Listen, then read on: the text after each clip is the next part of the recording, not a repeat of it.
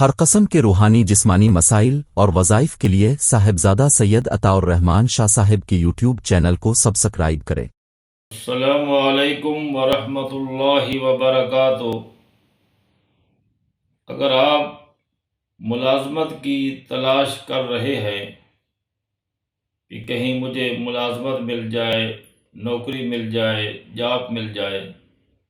لیکن کوشش کے باوجود بھی ناکامی کا سامنا کرنا پڑتا ہے، یا آپ مقروض ہیں، آپ کی خواہش ہے کہ میرا قرض ادا ہو جائے، لیکن کوشش کے باوجود بھی آپ کے پاس وسائل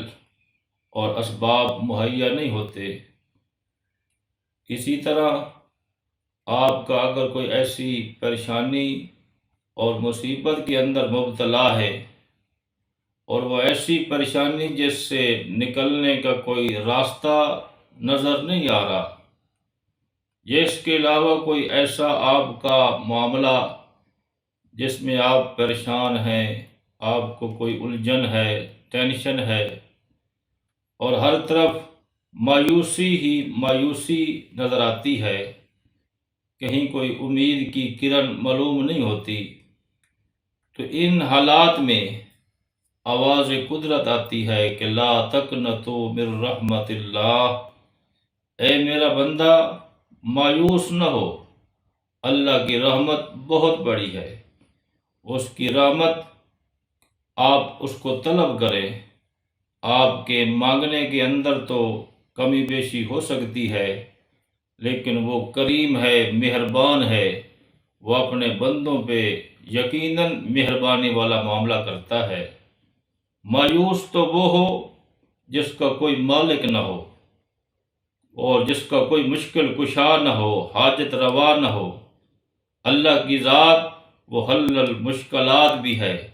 دافع البلیات بھی ہے، اور مجیب الدعوات بھی ہے، کہ ہم سب کی دعاؤں کو سننے والی ذات وہ اللہ تعالیٰ کی ہے،